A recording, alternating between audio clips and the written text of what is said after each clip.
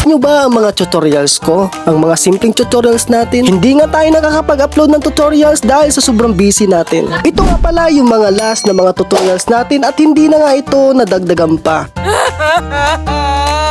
Bueno, ngayon ay meron akong ituturo sa inyo na panibagong tutorials. Nahihirapan ka bang gumawa ng realistic lalong-lalo na sa tainga? Ngayon ay ituturo ko sa inyo kung paano maging realistic ang tainga. So meron nga tayo ditong ilang gagamitin na materialis para makagawa tayo ng realistic na tainga. Oh my God. Itong light pencil na ito ay H pencil. At ang pangalawa naman ay ang 2B pencil. Gagamitin natin ito pang shading. Syempre hindi mawawala yung likas na pambura natin, yung eraser pencil natin. Itong eraser pencil natin ay talagang napakaliit na talaga. Syempre ay gagamit din tayo ng brush. Yung brush nga na gagamitin natin dito ay napakaliit lang. Tamang-tama ito para makapag-shape pa tayo dito sa tainga. Dito na yung gagamitin natin. May nakalimutan pala tayo, yung papel palang gagamitin natin. So may papel pa pala tayong gagamitin. So ito nga palang papel na gagamitin natin ay sketchbook nga pala ito. May mga pre-sketch nga pala tayong ginawa dito sa sketchbook na ito at dito rin tayo gumagawa ng mga tutorials. Yung ibang tutorials natin ay nandito pa. Mamaya ipapakita ko sa inyo. Huwag na natin patagalin pa. Tara na, pag-aralan na natin at ituturo ko na sa inyo. At umahaba na yung oras ng intro natin. Tara at let's go!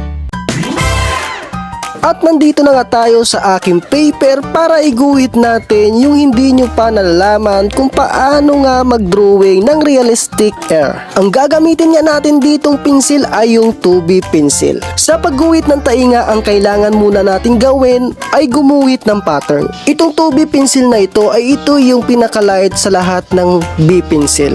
Ang ibig sabihin ng B pencil ay dark pencil o black pencil. Tignan nyo ang texture ng 2B pencil na ito ay talaga nga naman light na light ito. At maganda itong gamitin sa paggawa ng mga method o ng mga pattern gaya ng grade method at Loomis method. So ang una nga muna natin gagawin dito ay maglaline tayo muna dito sa may baba at maglaline din tayo sa taas. Bakit nga ba tayo nagline sa taas at sa baba? Para makuha natin yung sukat na gusto natin. Pagkatapos ay gagawa na tayo ng sukat at pattern para doon sa may tainga. Kaya natin nilalagyan ng mga lines para makuha natin yung tamang haba nito at tamang sukat at tamang lapad ng tainga. Dahil kapag hindi natin ito lalagyan, ay maaari tayong magkamali sa pagdrawing. Kaya nga meron tayong mga pattern, Loomis method at grid method at kahit anong mga pattern. Kaya meron tayo niyan para maging accurate yung ating mga gawa. Unless kung freehand ka ay hindi mo na kailangan ng mga matatrabahong pattern like grid, Loomis method, Asaro method, lahat ng mga mahihirap na mga pattern, lahat ng mga mahihirap gawin na mga pattern sa pagdodrawing ay hindi mo na kailangan yan kung freehand ka. So ngayon ay ini-sketch na natin yung tainga dito sa ginawa nating pattern. 2B pencil pa rin ang gagamitin natin pang shading dito.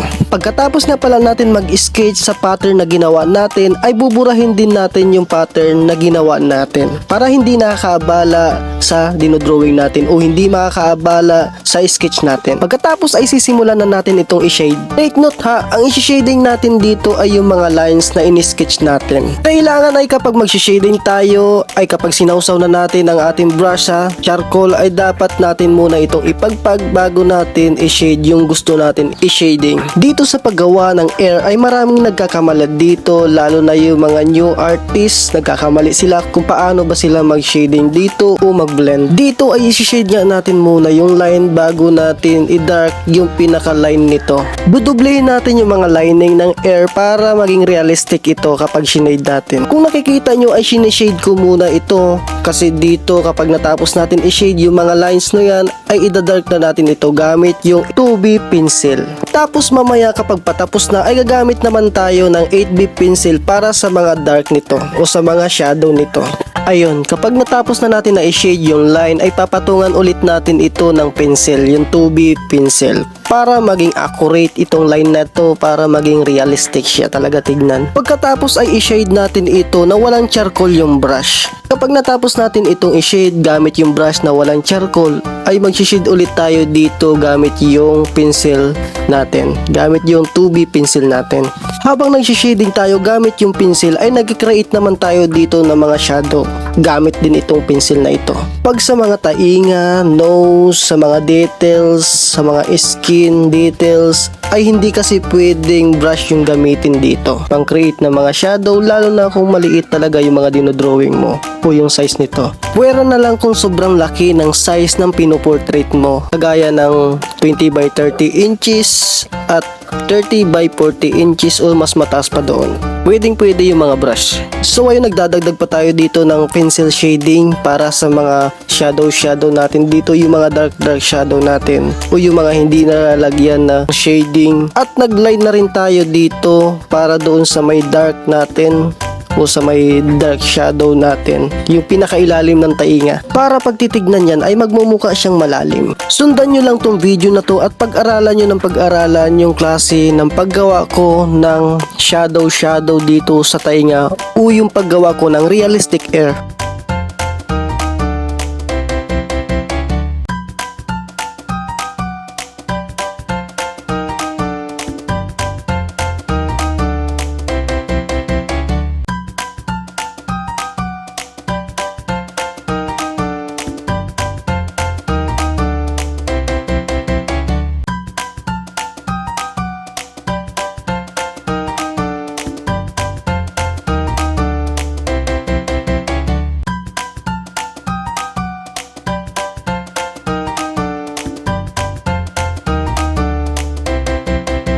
Dito nga pala ay 8B pencil yung ginamit natin para sa may butas ng tainga. Ito nga palang video na ito ay para lang to sa mga hindi pa nakakaalam mag-drawing ng realistic air o sa mga new artists. Kung napapansin ninyo ay gumagamit tayo ng pencil sa pag-shading at ng brush sa pag-shading, pinagko-combine natin ito.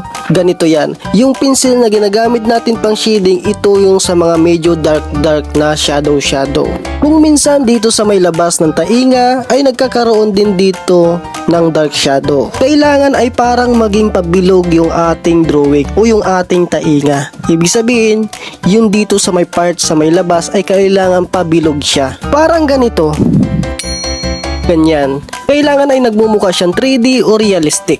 Kagaya nitong bilog na ito. Ang ibig kong sabihin ay magmumukhang pabilog o pa 3D. Para matutunan natin gumawa ng mga 3D o mga realistic, kailangan natin makagawa ng realistic na bilog o 3D na bilog. Ang una natin matutunan bago tayo makagawa ng realistic face o mga realistic na mga drawing. Kung gusto mong mapanood yung mga tutorials natin dito sa ating page, ay bisitahin mo lang dito sa ating page para makita mo yung mga tutorials natin at mapag-aralan mo ito. Baka mayroong kulang sa'yo at dito mo ito matagpuan. Sinisida na nga natin ito gamit yung brush natin na pinakamaliit na brush ko. Pagdating nga dito sa may baba ng tainga, sa may laylayan ng tainga ay kailangan ay maging pabilog din dito. Ibig sabihin na naman, panay ako pabilog Ibig sabihin na naman ay maging 3D ito, gaya ng bilog na pinakita ko kanina. So malapit na tayo sa katotohanan. Dito nga pala sa may line dito sa may taas, kung napapansin ninyo yung may dark shadow dyan sa may taas, kailangan ulit natin dublihin yung line na yan at gagamitan na natin ito ng 8B pencil para maging dark na dark ito. Ayan, ilaline na natin ng 8B pencil para magmukhang malalim yung part dito. Kasi kapag light dito ay hindi ito magmumukhang realistic at hindi ito magmumukhang tainga at hindi rin ito magmumukhang nakalubog. Pagkatapos yung paligid nito ay isi-shade pa natin ito at idadark pa natin ito ng konti. Syempre hanggang dito sa may line sa may baba ay isi-shade pa natin ito. I-dark natin ito ng konti. Kailangan ay mapalabas natin yung shadow nito o yung shadow ng ilalim.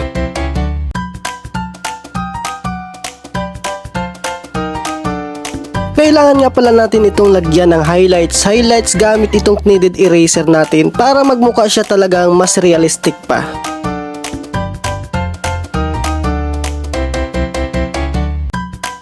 So ayan, natapos na yung ating realistic air. Sana ay may natutunan kayo dito sa video na ito at paki-like and share at follow na rin po.